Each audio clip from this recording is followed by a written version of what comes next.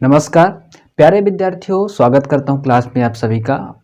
आज जो पढ़ने वाले हैं फिनॉल बनाने की विधि। पिछली क्लास में आपको कनेक्ट करने का प्रयास करूंगा। पिछली क्लास में हमने क्या पढ़ा था?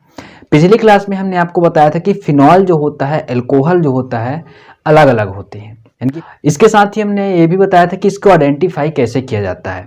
सबसे बड़ा कन्फ्यूजन यही होता है कि हम इसे आइडेंटिफाई ही नहीं कर पाते हैं कि अल्कोहल लिखा हुआ कि फिनॉल लिखा हुआ। ऑल राइट फ्रेंड, तो हमने पिछली क्लास में सारी चीज़ें डिस्कस की थी, छोटी छोटी बातें। और इसके साथ ही हमने एक चीज़ और डिस्कस किया था कि जो फिनॉल होता है वो OH जो उसका समूह होता है फिनॉल में, जैसे देखेंगे, जैसे ये फिनॉल है, इसके संरचना सूत्र में ये OH जो होता है, इसकी संख्या के आधार पर हमने उसे 3 पार्ट में डिवाइड किया था।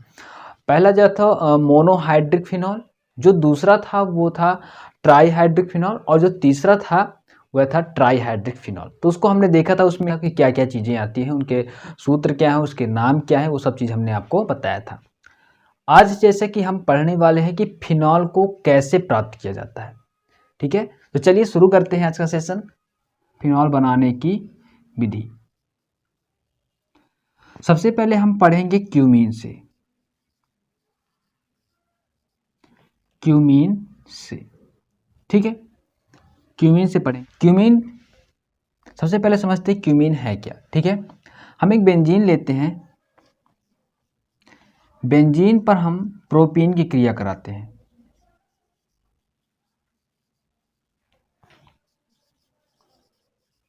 बेंजीन प्रोपीन, ठीक है, डबल बॉन्ड है इसलिए हमने इन लगाया। अगर सिंगल बॉन्ड होता तो हम क्या लगाते, एन लगाते, और ट्रिपल बॉन्ड होता तो आइन लगाते। ये चीज़ मालूम होगा आपको। ठीक है, अब समझेंगे आगे। इसको H3PO4 की उपस्थिति में क्रिया कराते हैं तो ये बनता है प्रोपीन, बेंजीन साथ के क्यूमीन बना लेता है। ठीक है, CH3C, ये डबल बॉन्ड यहाँ से हटेगा और इसके साथ जुड़ जाएगा, इस वाले कार्बन के साथ। ठीक है, इस वाले बेंजीन के साथ जुड़ता है और ये HA और इसके बाद हो जाएगा CH2। ठीक है, अब इसकी प्रक्रिया हम आगे करेंगे तो आप देखेंगे इसकी क्रिया हम वायु के साथ कराते हैं, O2 के साथ कराते हैं, तो हमें क्या प्राप्त होता है, इसका नाम लिख देते हैं, ये क्यूमीन है, क्यूमीन। ठीक है, ये क्यूमीन हमको मिल गया। अब ध्यान देना, क्यूमीन को हम जैसे O2 के साथ क्रिया कराते हैं, ऑक्सीजन के साथ, वायु के साथ, तो ये बनता है CH3COOH और CH2 3 हो जाएगा, और ये, ठीक है, ये हो जाएगा क्यूमीन हाइड्रो पेरोक्साइड। ठीक है, प्रोपीन, इसका नाम है प्रोपीन, इसका नाम बेंजीन। ठीक है, benzene, propene, cumene, cumene hydro peroxide. अब डियर समझना, क्यूमीन हाइड्रो पेरोक्साइड जो होता है तनु H2SO4 के साथ क्रिया करता है। तनु, यदि मैं इसको यहाँ लिखने का प्रयास करूंगा, ठीक है, हमारी एक लाइन पूरी खत्म हो चुकी है, ये लाइन। अब दूसरा लाइन हम इसी को हम यहाँ लेते हैं। ठीक है,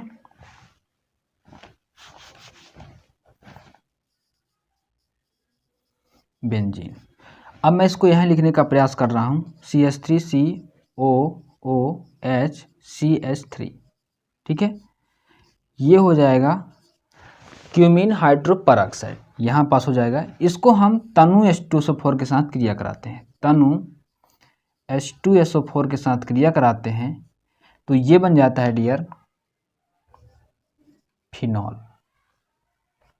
ठीक है, और CH3C डबल बॉन्ड O, ये हो गया फिनॉल, फिनॉल। ठीक है, ये फिनॉल हो गया, और ये हो गया क्यूमीन हाइड्रो पराक्साइड।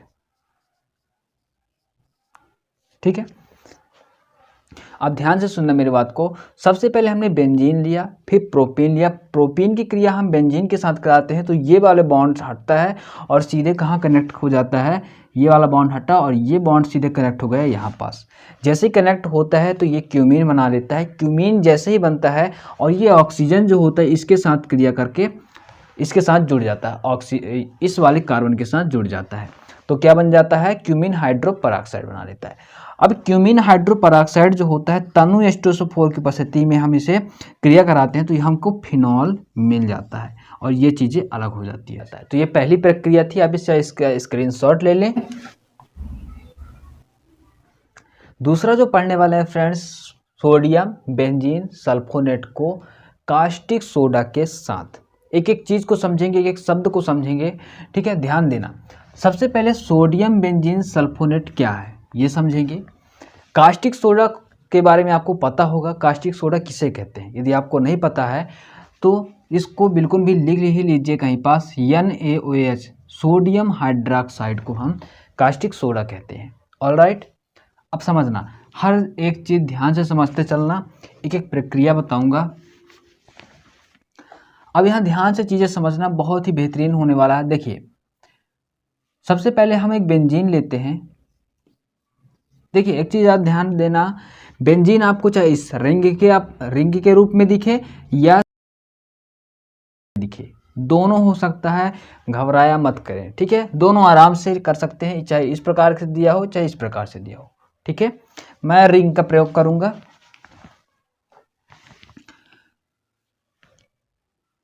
अब इस पर हम बेंजीन पर ओलियम H2SO7, ठीक है, इसको आप कहीं लिखें। ठीक है, अपने नोटबुक पर इससे लिखें, ओलियम का जो सूत्र होता है H2SO7। तो ये क्या होगा, हमें SO3 और H ये प्राप्त होता है हमें। अब देखिए, इस पर हम कास्टिक सोडा लेंगे। अभी देखिए, हम केवल बना रहे हैं सोडियम बेंजीन सल्फोनेट। हमारा बनाने का मकसद है केवल सोडियम बेंजीन सल्फोनेट बनाना। क्या करेंगे, इसमें से H निकल जाएगा तो हमारे पास जो बचेगा ये है sodium benzene sulphonate.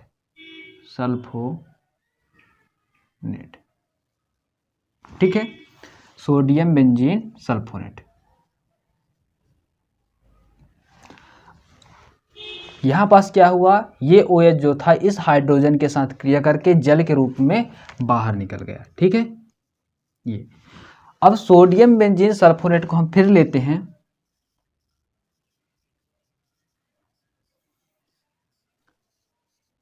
Sodium benzene sulphonate, ठीक है, फिर इसे हम कास्टिक सोडा के साथ क्रिया कराएंगे।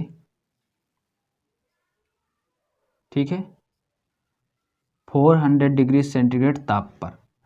तो क्या हो जाएगा, ये यहाँ पास हमें जो मिलने वाला है सोडियम फिनेट, ये बनाएगा सोडियम फिनेट बनाएगा। थोड़ी सी प्रक्रिया आपको कठिन हो सकती है लेकिन ध्यान से सुनना। Na2SO3, ठीक है, H2O। ध्यान देना फ्रेंड्स, जो सोडियम फिनेट है, सोडियम फिनेट को हम HCl के साथ प्रक्रिया कराते हैं तो ये बना लेता है, ये सोडियम जो है इस Cl के साथ जाएगा और NaCl बना लेगा। ऑलराइट, और ये हाइड्रोजन जो है इस ऑक्सीजन के साथ आकर फिनॉल बना लेगा। ठीक है, अब देखिए बिल्कुल भी सरल हो जाएगा फिनॉल। यह रासायनिक प्रक्रिया बिल्कुल भी सरल हो जाएगी। ध्यान से सुनना मेरी बात को। हमने रासायनिक प्रक्रिया को थोड़ी सी बढ़ा दिया। कैसे बढ़ाया है, कुछ भी नहीं किया हमने। पहले हमने बेंजीन लिया, बेंजीन पर ओलियम की क्रिया कराया तो हमें देखिए ये मिला।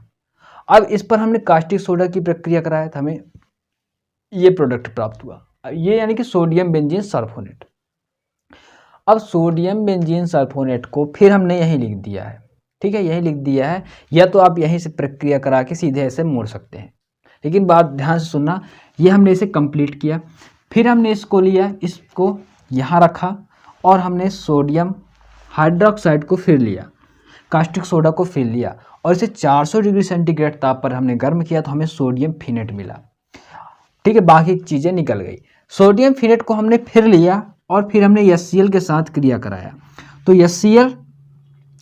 HCl क्या होता है, इसमें से Cl जो होता है इस Na के साथ क्रिया करके बाहर निकल जाता है, NaCl सोडियम क्लोराइड, ये बाहर निकल गया और हमें फिनॉल प्राप्त। और ये हाइड्रोजन, ये जो हाइड्रोजन है, ये हाइड्रोजन यहाँ ऑक्सीजन के साथ आ गया, तो ये क्या बना लिया, फिनॉल बना लिया।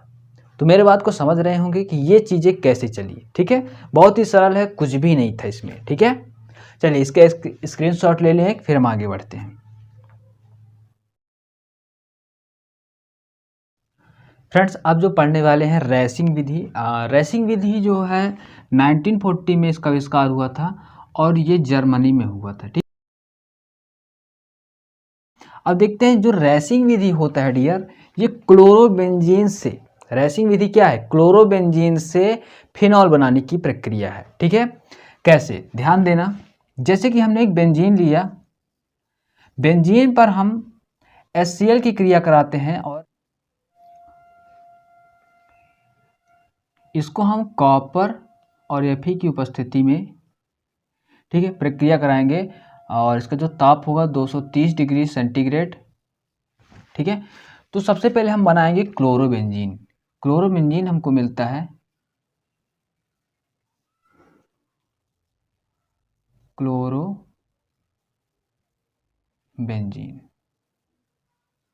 ठीक है, बेंजीन से हमने क्या बनाया, क्लोरोबेंजीन, और H2O बाहर निकल गया, ठीक है। अब ये क्लोरोबेंजीन को हम फिर से लेते हैं, क्लोरोबेंजीन को हम H2O यानी कि हम इसे इस प्रकार लिख सकते हैं HOH लिख सकते हैं या H2O, ठीक है। तो मैं आपको समझाने के लिए H2O को इस प्रकार से लिखने का प्रयास कर रहा हूँ ताकि चीज़ें आपको समझ में आए, ठीक है। तो ये क्या करेगा, ये जो H है ये वाले क्लोरीन के साथ क्रिया कर लेगा और बना लेगा HCl। अब ये OH बचा, ये OH कहाँ जाएगा, इस वाले कार्बन के साथ, तो ये कार्बन के साथ जाएगा और OH के साथ मिल जाएगा और बना लेगा क्या, फिनॉल, ठीक है, फिनॉल।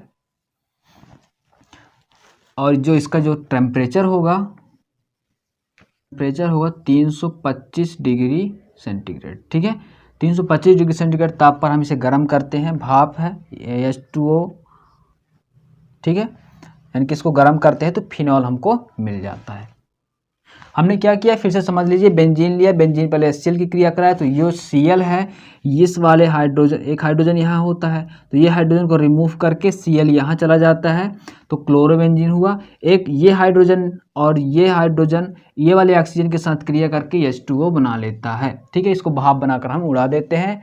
तो या फिर क्लोरोबेंजीन को हम फिर भाप के साथ क्रिया कराते हैं और 325 डिग्री सेंटीग्रेड ताप पर हम गर्म करते हैं तो फिनॉल हमको मिल जाता है, ठीक है। तो ये थी बहुत ही आसान विधि, याद रखना, ठीक है। रेसिंग विधि, रेसिंग प्रक्रम करके भी पूछ देता है, रेसिंग विधि भी पूछ देता है, ठीक है। तो आप इसको, ठीक है, चलिए आगे बढ़ते हैं, इसका स्क्रीनशॉट ले लें एक। प्यारे साथियों, अब हम जो बताने वाले हैं बेंजीन और वायु के साथ प्रक्रिया। बेंजीन की क्रिया जब हम वायु के साथ कराएंगे तो क्या प्राप्त होता है, चलिए देखते हैं, ठीक है। ये फिनॉल बनाने की मुझे सबसे सरल विधि लगी, यानी कि बेंजीन हम ले लें एक सीधे बेंजीन और इसे हम ऑक्सीजन ले लें, यानी कि वायु V2O5 की उपस्थिति में 316 डिग्री सेंटीग्रेड ताप पर हम इसे क्या करेंगे, बर्न करेंगे, गर्म करेंगे। तो हमें देखिए यहाँ पास क्या होता है, एक हाइड्रोजन होता है, आपको पता है। तो ये हाइड्रोजन और ये ऑक्सीजन मिलके OH बना लेते हैं और ये प्रक्रिया चल के फिनॉल बना लेता है। ठीक है, तो ये है फिनॉल बनाने की सबसे सरल विधि मुझे लगी। बस याद रखना V2O5 और 316 डिग्री सेंटीग्रेड ताप पर। ठीक है, तो ये नॉर्मल था, बहुत ही सरल था। चलिए हम आगे बढ़ेंगे। अब अगला जो बताने वाले हैं ये काफ़ी इंपॉर्टेंट है, वेरी वेरी इंपॉर्टेंट है ये। ठीक है, ये लास्ट है बेंजीन फिनॉल बनाने की विधि। ध्यान से देखना। सबसे पहले हम इसमें बेंजीन एमीन लेते हैं। ठीक है, बेंजीन एमीन लेते हैं। इसकी क्रिया जो होता है NaNO2 प्लस HCl के साथ कराते हैं 0 डिग्री से 10 डिग्री सेंटीग्रेड ताप पर, तो हमें प्राप्त होता है डाई एजोनियम लवण। ठीक है, N2Cl और ये डाई एजोनियम लवण है। ठीक है, अब हम इस डाई एजोनियम लवण को N2Cl को जल के साथ क्या करेंगे, गर्म करेंगे, H2O। मैं इसको थोड़ी सी अलग लिखने का प्रयास करूंगा जल को। तो आप देखेंगे ये जो हाइड्रोजन है HCl के साथ निकल जाएगा, HCl।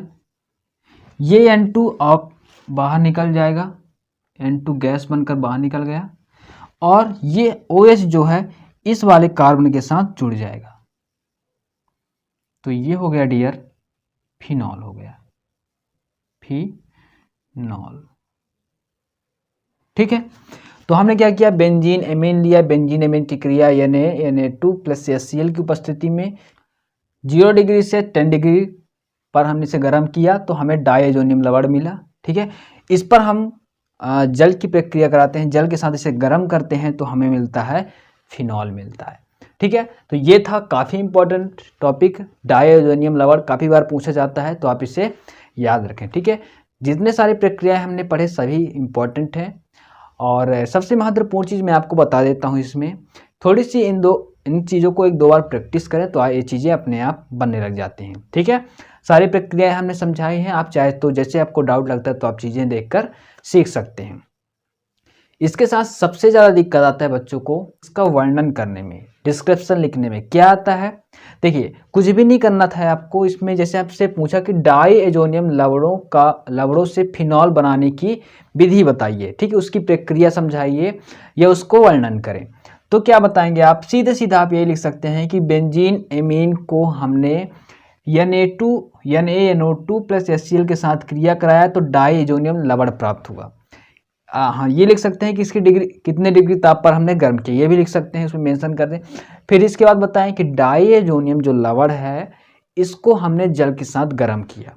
तो गर्म करने के बाद क्या होता है, हमें फिनॉल, HCl और N2 भी प्राप्त होता है। ठीक है, सबसे ज़्यादा इंपॉर्टेंट चीज़ मैं आपको बता देता हूँ, कई बार हम नाम भूल जाते हैं। जैसे कि हमें जैसे कि इसका नाम हमें नहीं पता, ठीक है, बेंजीन एमीन का नाम नहीं पता, लेकिन सूत्र पता है।